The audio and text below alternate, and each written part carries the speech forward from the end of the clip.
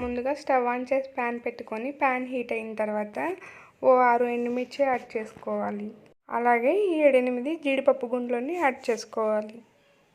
Mutton curry టేస్టీగా అలాగే gravy ఎక్కువ రావాలంటే ఈ ప్రాసెస్ని ఫాలో అయితే గ్రేవీ అనేది ఎక్కువగా వస్తుంది. 2 దాల్చిన చెక్క ముక్కలు, 1 ఇలాచి, 3 లవంగ మొగ్గలు యాడ్ చేసుకోవాలి.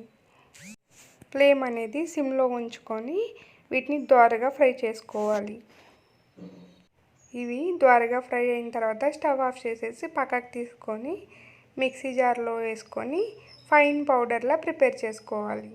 అలాగే కర్రీలో గ్రేవీ ఎక్కువగా ఉండటానికి ఓ 2 టమాటో ముక్కల్ని ఇలా మీడియంగా కట్ చేసుకొని సేమ్ మిక్సీ జార్లో యాడ్ చేసుకొని ఫైన్ పేస్ట్లా ప్రిపేర్ చేసుకోవాలి.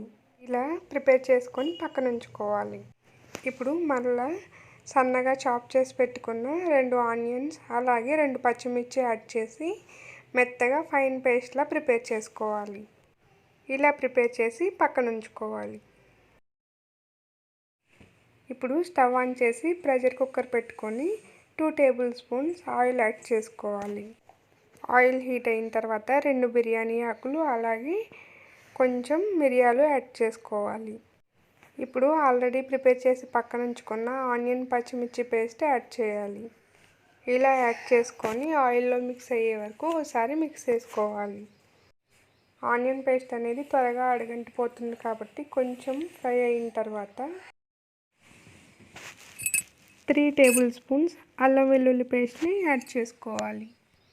ఒకసారి మిక్స్ చేసేసుకొని కొంచెం కరివేపాకుని యాడ్ చేసుకోవాలి. ఆనియన్ అలాగే అల్లం వెల్లుల్లి పేస్ట్ కొంచెం ఫ్రై అయిన తర్వాత మనం ఆల్రెడీ రెడీ చేసి ఉంచుకున్న 1/2 kg మటన్ని యాడ్ చేసుకోవాలి.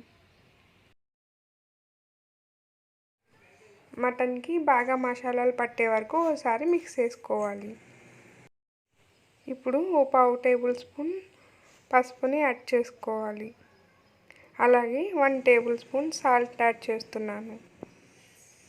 సాల్ట్ అనేది సరిపోకపోతే ఉప్పు పసుపు ముందే యాడ్ చేయటం వల్ల పీసెస్ అనేవి త్వరగా కుక్ అవుతాయి. ఇలా యాడ్ చేసి ప్రెషర్ అనేది బయటికి పోకుండా ఓ ప్లేట్తో కవర్ చేసుకోవాలి. 5 మినిట్స్ తర్వాత ప్లేట్ ఓపెన్ చేసి చూస్తే ముక్కకి మసాలాలు అలాగే ఉప్పు పసుపు మొత్తం పట్టి ఇలా కుక్ అవుతుంది.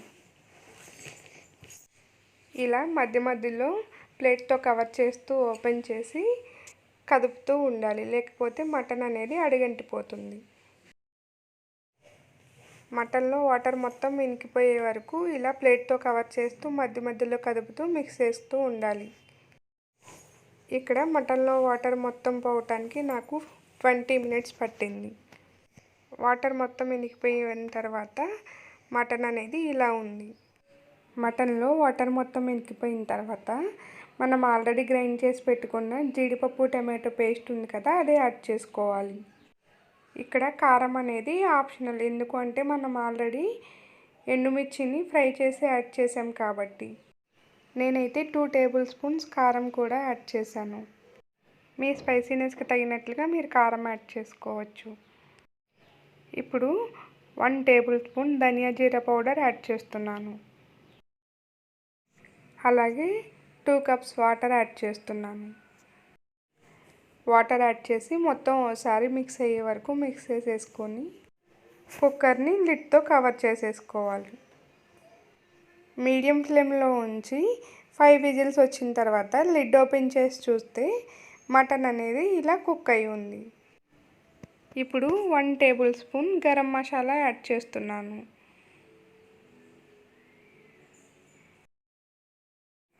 అలాగే కొంచెం ఎండు కొబ్బరి పొడిని కూడా యాడ్ చేస్తున్నాను.